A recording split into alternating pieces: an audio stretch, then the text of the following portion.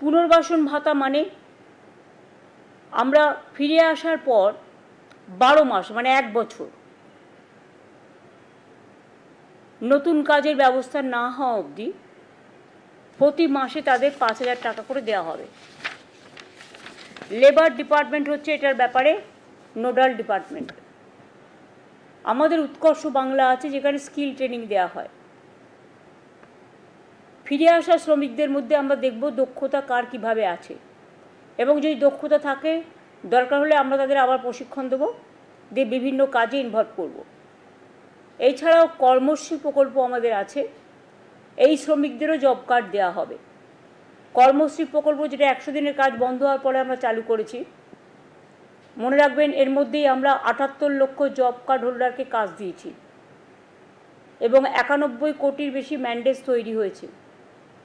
রাজ্য সরকারের নিজের খরচায় 19,000 কোটি টাকা সুযোগ পাওয়ার মানে খরচ হয়েছে। এছাড়াও আমাদের এখানে সেলফ এমপ্লয়মেন্টে নানা রকম অনেক সহজে লোন দেওয়ার ব্যবস্থা আছে। যেমন মাইনরিটি ডেভেলপমেন্ট কর্পোরেশন সংখ্যালঘু ভাই বোনদের ব্যবসার জন্য লোন দেয়। SC ST OBC development corporation SC ST OBCদের লোন দেয়। উদীয়মান স্বনির্ভর কর্মসংস্থান প্রকল্পেও লোন পাওয়া যায়। এই সুযোগগুলো তারা নিতে পারে। কেউ পরিযায়ী শ্রমিক আসলেই প্রথমে যে কাজটা আমরা করব তারাতে 5,000 টাকা দেবো, তাকে খাদ্যসাথী কার্ড বানিয়ে দেবো। এটা ডিএমদের বলা হয়েছে, বিডিওদেরও সমস্ত CS নিজে দায়িত্ব নিয়ে মনিটরিং করবে। এটা হাতে সঙ্গে সঙ্গে খাদ্যসাথী কার্ড, স্বাস্থ্যসাথী তার পরিবারের জন্য কার্ড। তাদের যদি নিজেদের বাড়ি থেকে ঠিক আছে, বাড়ি না থাকলে কমিউনিটি কিচেন সেন্টার, এবং তাদের ছেলেমেয়েরা অর্ধেক পড়াশোনা অবস্থায় বছরে ফিরে আসছে, সুতরাং তাদের স্থানীয় যে সমস্ত স্কুলগুলো আছে গভর্নমেন্টের, সেই সব স্কুলগুলোতে ভর্তির ব্যবস্থা করে দেওয়া, যাতে বাচ্চাদের শিক্ষার কোনো প্রবলেম না হয়, ছেলে মেয়েদের পড়াশোনার সুবিধা এবং শিক্ষার ধারাবাহিকতা বজায় রাখার জন্য। এছাড়াও তারা অন্যান্য সরকারি প্রকল্প যেমন কন্যাশ্রী আছে, শিক্ষাশ্রী আছে, ঐক্যশ্রী আছে, মেধাশ্রীর মতো নানান স্কলারশিপের সুযোগ সুবিধাও পাবে। এই প্রকল্পের সুবিধা কারা পাবে? বাংলায় যে 22,40,000 পরিযায়ী শ্রমিক ভারতবর্ষের অন্যান্য রাজ্য এবং বিদেশে কাজ করছে, এবং যারা আমাদের পরিযায়ী শ্রমিক সংক্রান্ত যে পোর্টালে নাম নথিভুক্ত করেছেন, তারা এই শ্রমশ্রীর সুবিধে পাবেন। কিন্তু অনেকে আছে যারা হয়তো নাম নথিভুক্ত করেনি, তারা নথিভুক্ত করতে পারে। এটা অনলি বাংলার পরিযায়ী শ্রমিক যারা বাইরে আছে বা অন্যান্য রাজ্য থেকে কর্মসংস্থান হারিয়ে ফিরে আসছেন, তাদের জন্য, তাদের নিজে পায়ে দাঁড়ানোর জন্য।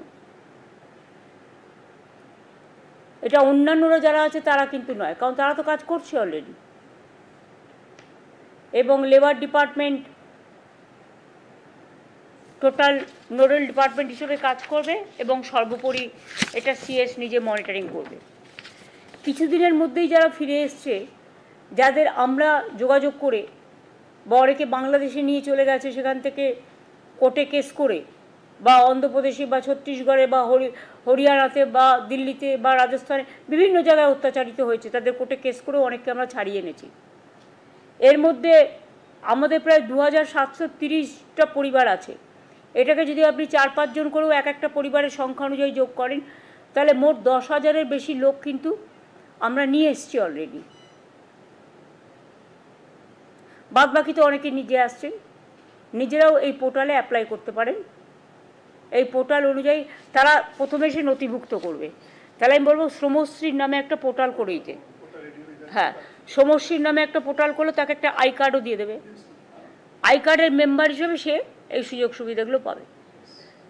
আর যতক্ষণ পর্যন্ত এই কাজটা সম্পূর্ণ না হচ্ছে, ততক্ষণ যারা ফিরে এসছে তাদের হাতে 5,000 টাকা করে দেওয়া হবে, খাদ্যসাথী, স্বাস্থ্যসাথী এবং ছেলে মেয়েদের পড়াশোনার জন্য ভর্তি করার ব্যবস্থা। তারা যেন ইমিডিয়েট যোগাযোগ করে। আমাদের পরিযায়ী শ্রমিক ওয়েলফেয়ার বোর্ডও আছে, সেখানেও অ্যাপ্লাই করতে পারে তারা। আমাদের যে পোর্টাল আছে পরিযায়ী শ্রমিক, সেখানেও অ্যাপ্লাই করতে পারে।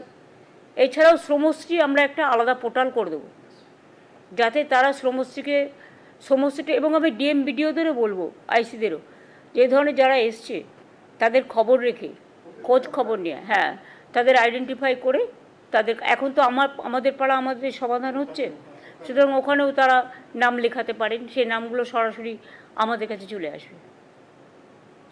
আর যেখানে অলরেডি হয়ে গেছে ক্যাম্প, তারা বিডিও বা ডিএমকেও দিতে পারে। হ্যাঁ, আমরা নিয়ে নেবো, যেসব জায়গায় হয়ে গেছে সেখান থেকে আমরা পাবলিসিটি করে নিয়ে নেব। এইটা বলার জন্যই আজকে মেনলি আজকে ক্যাবিনেটে এটা পাস হয়েছে, এই স্কিমটা। It's a new scheme. Time to time মানুষকে সহযোগিতা করার জন্য, বিশেষ করে অসহায় মানুষ, অবহেলিত মানুষ, অত্যাচারিত মানুষ,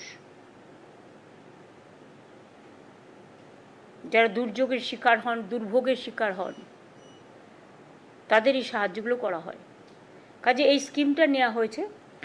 আমি খুশি হব যদি আপনাদের মাধ্যমে এটা যদি সবাইকে একটু জানিয়ে দেন, তাহলে অন্তত তারা মানসিকভাবে একটু শান্তি পাবে এবং তারা একটু আশ্বস্ত হবে যে অন্তত আমরা মানবিকতার খাতিরে এবং তাদের জীবন জীবিকার খাতিরে তাদেরটা নিয়ে চিন্তা ভাবনা করছি।